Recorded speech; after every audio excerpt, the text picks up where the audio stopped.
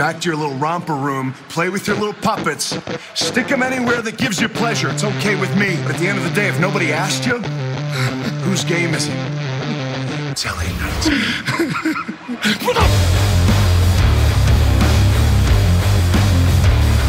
La route vers les Survivor Series Wargames se poursuit dans cet épisode de SmackDown qui s'est tenu dans la nuit du vendredi 11 au samedi 12 novembre 2022 depuis Indianapolis dans l'Indiana. Un épisode de SmackDown attendu pour 3 choses qui nous ont été annoncées. Tout d'abord, la Coupe du Monde de catch. Oui, la Coupe du Monde. On surfe sur l'effet de la Coupe du Monde de football. Oui, vu que la Fox diffuse la Coupe du Monde, alors évidemment, c'est un plan marketing. Il n'y aura pas de Shane McMahon pour défendre le titre qu'il a remporté il y a 4 ans. La Coupe du Monde tous les 4 ans, et le vainqueur obtiendra un title shot pour le championnat intercontinental, toujours détenu bien évidemment par le Ring Général. Gunther, en avant. Attendu également un combat à 6 catcheuses pour déterminer une aspirante numéro 1 au championnat de Ronda Rousey, là aussi pour les Survivor Series. Et enfin, cerise sur le gâteau ce soir, c'est dans l'opener. Oui, direct on commence avec ça, les Usos défendent les championnats par équipe unifiée contre le New Day.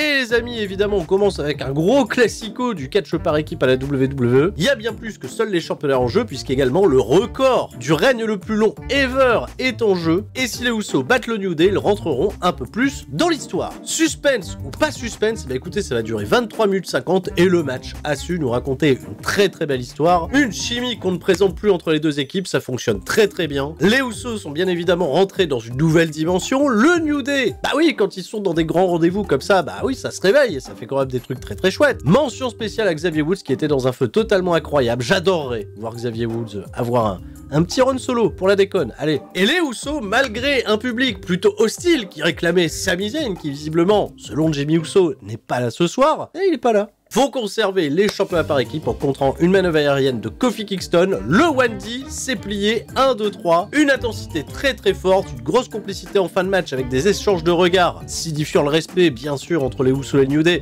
C'est les deux plus grandes équipes qu'on a eues ces dernières années à la WWE, on peut pas mettre ça de côté. Et une victoire de plus pour la Bloodline qui sera félicitée par le chef tribal qui a suivi ça aux côtés de Solo Sikoa et Paul Heyman sur un écran. Ce soir, et on peut le dire, oui, dans le main event, la Bloodline ira célébrer ses récents succès, que ce soit les championnats par équipe de Jimmy et Jey, et également la victoire de Roman Reigns sur un certain Logan Paul en Arabie Saoudite. Oui, parce que c'est un épisode qui est post-Premium Live Event, donc évidemment, les fameux clips, on nous remontre, on va s'en bouffer. La Coupe du Monde de catch va s'ouvrir avec 2 premiers combats qualificatifs. Shinsuke Nakamura va affronter au premier tour Santos Escobar, accompagné par tout le clan Legado del Fantasma. Hein? Mais il fait quoi, DJZ, là, Joaquin Wild?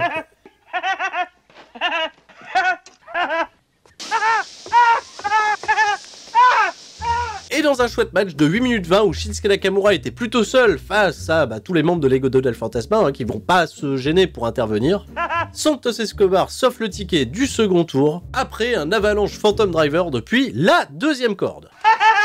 Alors que je pensais que le catch allait particulièrement bien s'enchaîner puisque Liv Morgan faisait son entrée pour le combat à 6. On est parti à la pub.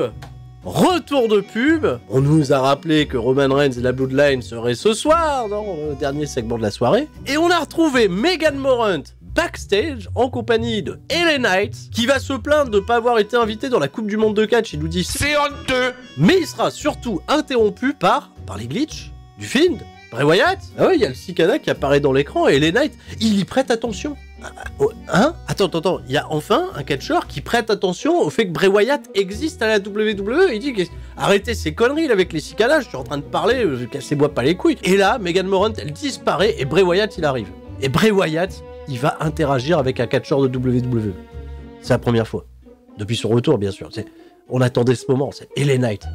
Et Bray Wyatt, il va lui dire, alors, t'es un peu comme moi, t'as beaucoup de colère au fond de toi. Tu sais, moi, quand j'avais de la colère au fond de moi, je devenais totalement taré. Et toi et moi, on n'est pas si différents. Et là, LA Knight, il fait, mais il est chelou, ce mec, qu'est-ce qui lui arrive? Écoute, Bray Wyatt, toi et moi, on n'a rien à voir ensemble. Je te conseille de prendre tes petites marionnettes et de te les foutre bien profond dans le cul.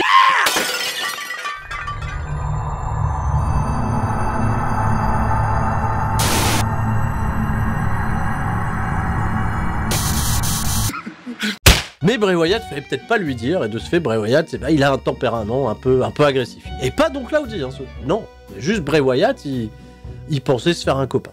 Mais non, et les Knights, il l'a incité à jouer avec ses marionnettes autrement. Oh là, j'avais oublié que Liv Morgan avait fait son entrée. Bah la pauvre, elle a dû attendre, hein, le temps d'une pub, d'une promo. Bah en fait, on a fait rentrer les catcheuses pas importantes, genre Xia Li, Lacey Evans, Sonya Deville, voilà. Elles ne gagneront pas. On a laissé une belle entrée à Shotzi Blackheart et à Raquel Rodriguez. qui est bien évidemment la favorite pour remporter ce combat. C'est vrai que ça n'aurait pas beaucoup de chance que Raquel ne gagne pas ce combat. L'affiche contre Ronda Rousey, elle est protégée depuis le jour où elles se sont affrontées, où Raquel était à ça de battre Ronda Rousey. C'est peut-être le moment de profiter d'un gros pay-per-view du Big Four pour la lancer en orbite. Et c'est pour ça qu'elle a des grosses offenses dans le combat. C'est elle la plus pertinente. Bon, les autres, elles font 2-3 petits trucs. Et là, il y a un spot à l'extérieur du ring avec Liv Morgan. Elle a fait un dive depuis, je ne sais pas où, depuis la table des commentateurs, j'en sais rien, pour rater la table qui était derrière Raquel. Le spot est niqué.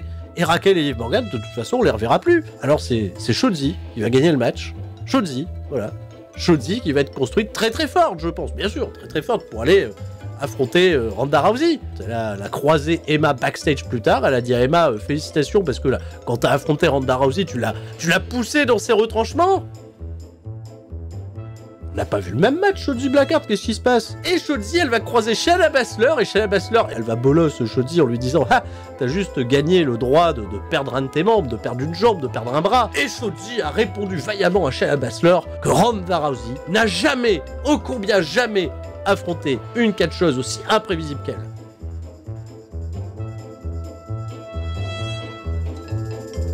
Mais Shotzi, t'as déjà affronté Ronda Rousey?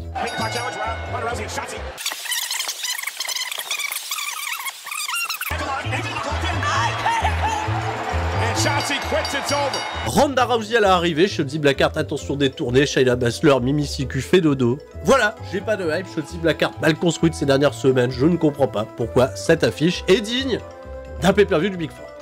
Bon courage Shotzi, elle a peut-être un truc bien à faire, mais là, démarre pas très très fort. Kayla Braxton, elle a fait quelque chose à ses cheveux. Kayla Braxton, elle reçoit en interview Ricochet, qui annonce que la semaine prochaine, à la Coupe du Monde de catch, il affrontera Mustafa Ali en provenance de Monday Night Raw. Et là, bon, il a pas le temps de dire grand-chose, puisque Gunther et toute la bande d'Imperium se pointent, et Gunther espère que Ricochet mettra du cœur dans son affrontement la semaine prochaine. Ah ouais. Apparemment, Gunther, il aimerait peut-être bien affronter Ricochet, on sait pas. Et ben restons dans la Coupe du Monde de catch, un gros focus sur la victoire de Braun Strowman qui a battu Omos. Ah, Omos. On l'a pas revu à Monday Night Raw. Mais Braun Strowman, lui, on le voit déjà, il affronte Jinder Mahal qui a le micro, qui fait une promo, qui fait « Ah ah, alors, l'ancien champion du monde, il vous a manqué ?» Il est où Shanky? Il n'y a pas Shanky qui danse à côté? Non, il n'y a pas Shanky, et Jinder Mahal, il attaque Braun Strowman avant que la cloche ne sonne. Il a l'avantage pendant, je sais pas, le match a duré 1 minute 50. Bon, il a eu l'avantage au début, puis il s'est fait enchaîner, victoire de Braun Strowman qui accède au second tour. La dernière demi-finale, elle opposera d'ailleurs Sami Zayn. Ah oui, Sami Zayn qui fera son retour à Butch. Dans un instant, Zelina Vega va catcher...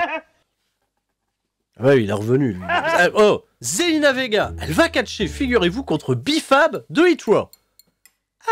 Ah, j'ai pas la plus grande déconfiance. Alors, Hit Row, elle fait sa longue entrée, tout ça, le match, il commencera jamais d'ailleurs, puisque les Viking Raiders, alors je sais pas s'il faut dire les nouveaux et vicieux, désormais, puisque c'est les nouveaux, vicieux et vicieux, et il y a Sarah Logan avec eux, Sarah Logan.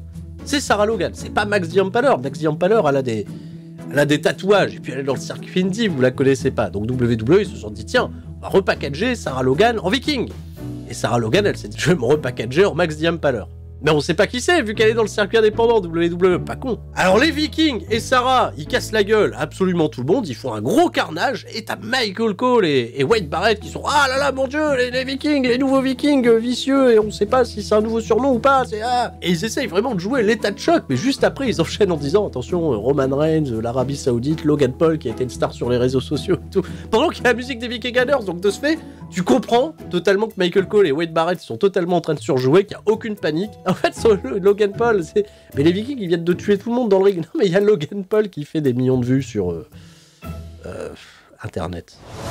Alors voilà, oui, pour l'introduction de la Bloodline, pour le dernier segment de la soirée, on nous remonte des images de Logan Paul, de l'Arabie Saoudite, des trilliards de millions de vues. Indianapolis va reconnaître Roman Reigns comme le chef de la tribu et Paul Heyman va féliciter les Usos d'être sur l'île de la pertinence alors que le New Day, eux, vont s'enfoncer dans les abîmes des océans et plus personne ne parlera d'eux. C'est pas gentil ça! Pas très gentil parce qu'il parlait, tu vois, des grandes rivalités, il parlait de...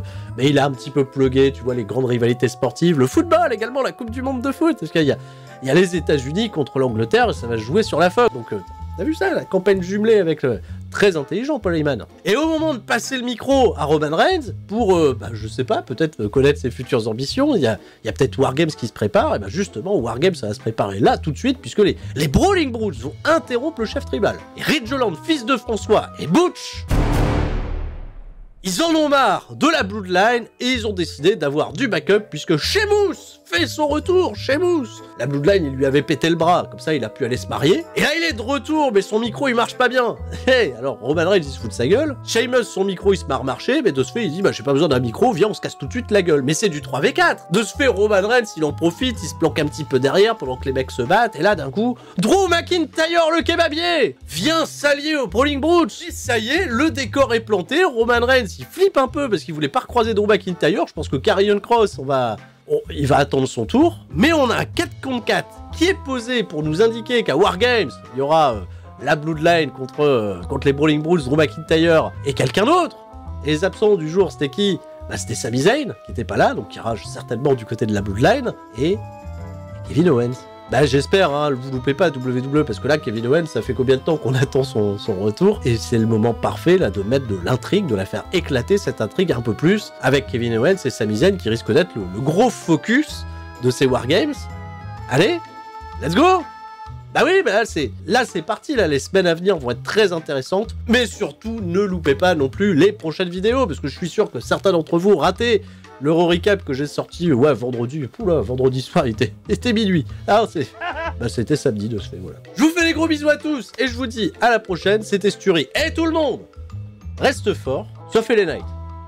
Et LA Knight, il fait pas des trucs avec des marionnettes dans les fesses, ça se fait pas. Ciao, bye bye!